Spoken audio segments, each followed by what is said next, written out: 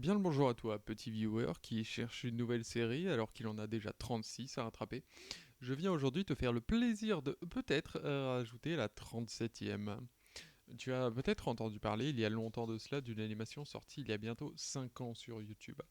Has-Been Hotel, c'était son nom. Il ne s'agissait à l'époque que d'un épisode pilote, ce qui rime souvent avec un truc qui a l'air trop bien mais qui n'arrive jamais. Eh bien aujourd'hui, je viens t'annoncer qu'Hasbin Hotel a brisé cette malédiction grâce à Maman Télévision A24 et Papa Amazon. Enfin, l'Amérique quoi. La série dispose actuellement d'une saison, composée de 8 épisodes d'une durée de 25 minutes environ.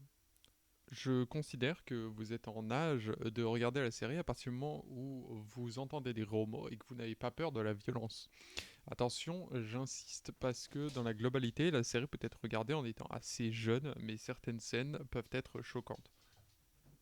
Maintenant, pour revenir sur un sujet plus joyeux, sachez que la série est regardable sur Prime Video. Très cool, puisque tout le monde a un abonnement Amazon, mais ne s'en sert jamais. Il s'agit d'un produit passionnant, fait par des passionnés. Vivienne Medrano, la créatrice du show, est une grande fan des comédies musicales. Attendez-vous donc à rajouter des musiques dans votre playlist Spotify déjà bien trop remplie. Attendez-vous aussi à devenir fan de certains personnages dans la série, un directeur de chaîne de télévision, une directrice de réseaux sociaux, un acteur porno, tout le monde a son petit favori. Peut-être que vous voulez savoir ce que cette série raconte. Nous sommes donc en enfer. Tous les ans, quelques anges viennent exterminer une partie du peuple pour être sûrs d'être toujours les plus puissants.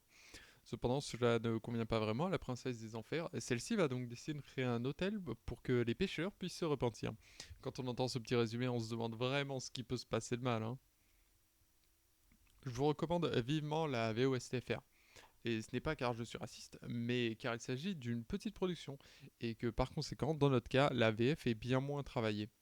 Je vous laisserai aller vérifier de vous-même si vous voulez pas me faire confiance. Sachez aussi qu'il s'agit d'une série qui veut faire avancer les mentalités.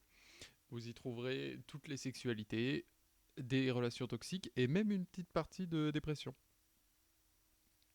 Quand on arrive en enfer, on obtient des caractéristiques de notre vie d'avant. Nous allons prendre comme exemple Alastor, qui était quelqu'un qui, de son vivant, a dirigé une radio. Une fois mort, il a décidé de créer sa propre émission de radio, mais en enfer cette fois-ci. Et vous voulez une info amusante? Il est mort d'un coup de fusil d'un chasseur qu'il a confondu avec un cerf, comme dans la vraie vie. Oups, pardon. Vous voulez peut-être savoir comment on sait ça? Eh bien, quand il active ses pouvoirs, il lui pousse des bois de cerf et un X sur le front.